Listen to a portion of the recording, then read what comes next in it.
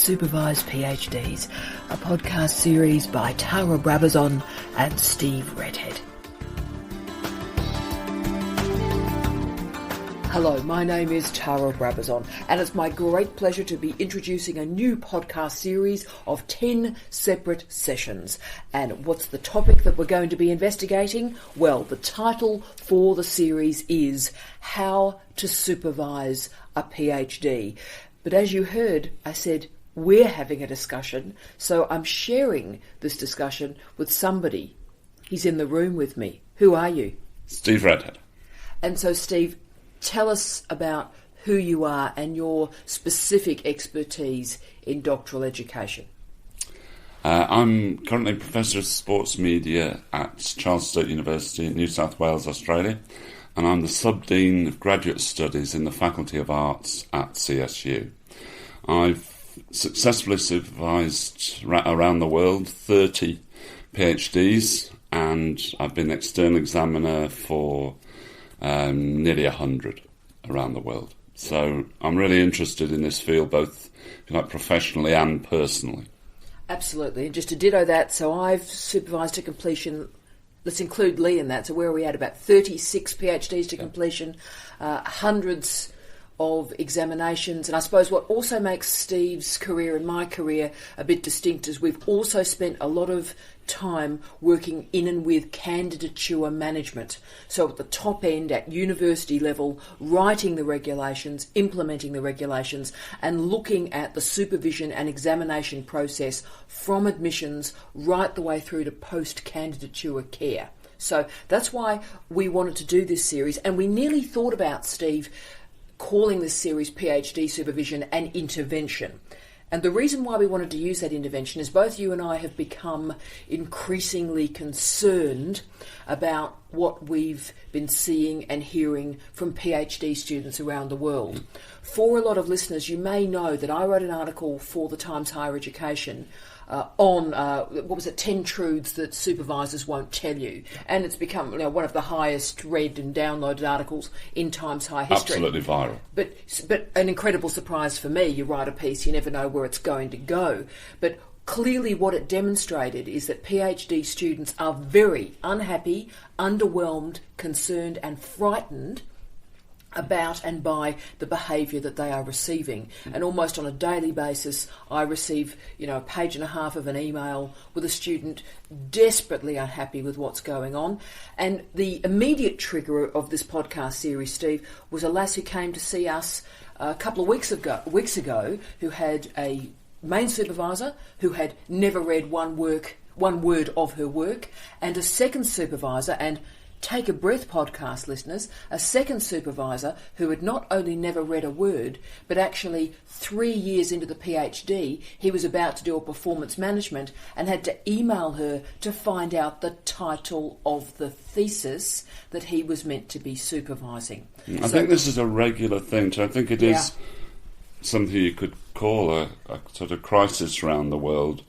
As you say, you get these kinds of queries. I do too, and they're increasing. I think the interesting thing is that they're increasing often from elite institutions that have traded on their name as places to go to around the world for PhDs. So it's in a lot of different institutions. I'm sure our own institution, CSU, has its problems too, and I think that you could almost call it a crisis of global PhD supervision. I agree, because I would say probably 90%, 95% of the deep and fearful emails I receive from students are from outside of Australia. So this is an international issue, and these are from the African nations, these are from Europe, this is from Asia. I mean, this is a... North America. And, my God, North America, absolutely. So this is, I agree with you, you don't want to over-egg the omelette and call it a crisis, but something seriously is going wrong, and it's going wrong in supervision. Let's call a spade a shovel. So in this podcast series of 10, we are going to really talk through what is going right, what is going wrong, what students should look out for, but also asking supervisors, to have a think. If you're on a piece of exercise equipment, if you're riding a bike, if you're listening to this in the car, you're listening to it in your office, do have a think about your own behaviour and your own practice, and have a think about the consequences of that on the next generation of students. And I just will before we go into sort of the final little bit of this first session to explain why we're here, I'd also signify a staff member. Again, Steve, you're right, from a very elite US institution, tweeted me and said, Tara, how dare you, raise these questions about supervision, because, I need these students to get my promotion. And it was really as brutal and ambitious and cold as that. And I think what we're going to be saying in this podcast series of 10 is, you know what? It ain't about you. PhD supervision is not about your CV. It's not about your career. It's about parking yourself. I think so. And I think we have to somehow get back to the question of the interests of the student, but also the interests of the supervisor too. It's got all skewed, I think, in a lot of ways. And you can make interventions, which is really what we're interested in this podcast series. Charles State University, for example, had a doc fest recently, which I was involved in, and I think we should give a big shout out to the people who were involved in that and who organised it. And it was a terrific few days, I think. And one of the things that's come out of that is, partly my suggestion is that not only will we have Doc Fest in future, we'd actually have Supervisor Fest. Soup Fest or Super Soup Fest, which would be, I think, again, a major intervention, or the start of a major intervention. And institutions like CSU, which are really taking these sorts of issues and problems seriously, I think need to be able to globalise this. I think there are all sorts of problems. Maybe it's just the globalising of the problem, but you can make interventions, is my argument, and I think we've started to do that at Charlestown. I agree. So let's just ask a couple of pretty straightforward setup questions before we get into the podcast series proper, Steve. And the first one is, I think, an obvious starter question, and that is, why do you think PhDs mean so much these days to universities around the world and to academics? Why is there so much juice there around PhDs? I think it's partly because PhD has always been, the elite qualification, and not everybody can do it. So it's always going to be an elite qualification, and in some ways that's a good thing.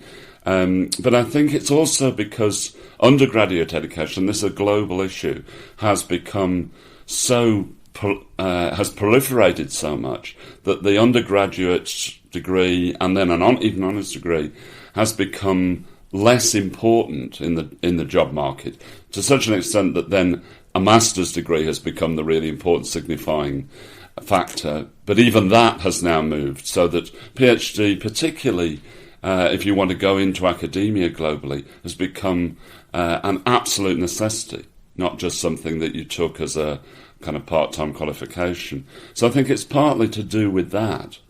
Yeah, and also, Steve, some of the universities, I'm thinking particularly in England, but also in Canada, I can't speak to the States on this matter, but there are universities that really, former universities or new universities particularly, that had to fight for the right to deliver a PhD. So the movement from the polys in the UK, particularly England, through to universities, I'm thinking in the Canadian system through the 2000s, when a series of further education institutions became higher education institutions, the PhD became the signifier of a university, didn't it? Yes, and I think it is partly to do with, as I say, the globalisation of these things, but also the issues to do with regulation, and in fact a lack of regulation at globalisation. I was involved in the Council for National Academic Awards, CNA, in the UK for a decade, which was basically the body that regulated polytechnics before they became universities in 1992.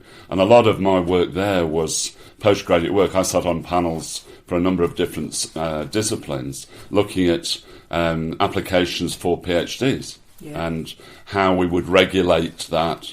And the interesting thing was that superb regulation was created for the polytechnic system, but there wasn't regulation at all for the elite older universities, and that caused a problem. And in some ways, that kind of free market lack of regulation system at a global level is what is causing some of these problems now. Oh, see, that's extraordinary.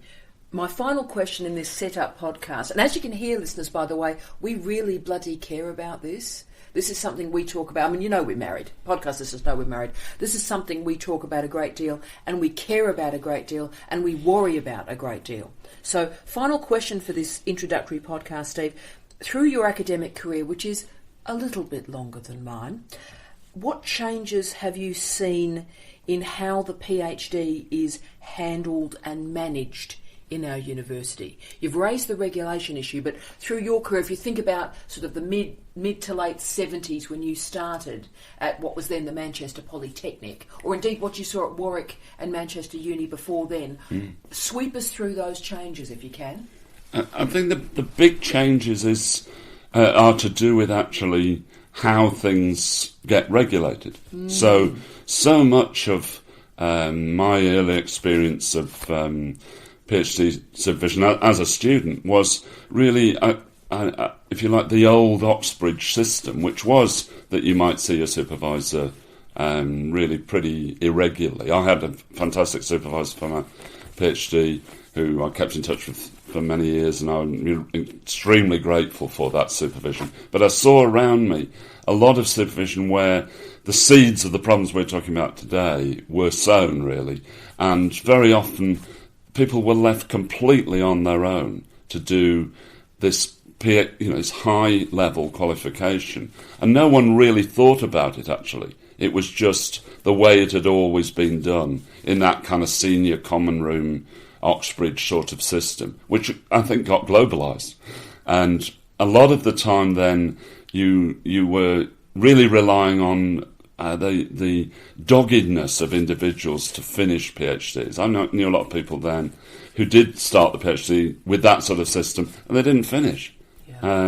And also, the employment situation was different, so they could walk into jobs more easily than they could today, and it didn't matter quite so much. Yes. But I did see a lot of that kind of Oxbridge system, which probably was never thought about. It was just the way it was done, and it often produced the sort of problems we're talking about today. And you could always argue the Oxbridge system didn't work in Oxbridge. So how the hell was it going to work in Manchester or Warwick or Oshawa? Or indeed in Newcastle in Australia or in England. So, and I think there is a mythic notion about what the ideal supervisory situation is. There was a gentleman I knew in one of my former universities who actually was Oxbridge trained, and he used to meet his students once a semester, and he used to buy 2 bottles of red wine, sit it in the middle of the bar, and the supervisory meeting would stop when the wine ran out. And that was his supervisory model. So I think we have to revise now this mythic notion of what that supervisory relationship was like, and let's hope that's what we're doing through this series. So guys and gals, that's our first setup one, how to supervise PhDs, why are we doing this? Let's move to number 2. Thank you for listening to this podcast titled How to Supervise PhDs. Please feel free to contact Steve or Tara at Charles Sturt University. We'd love to hear from you.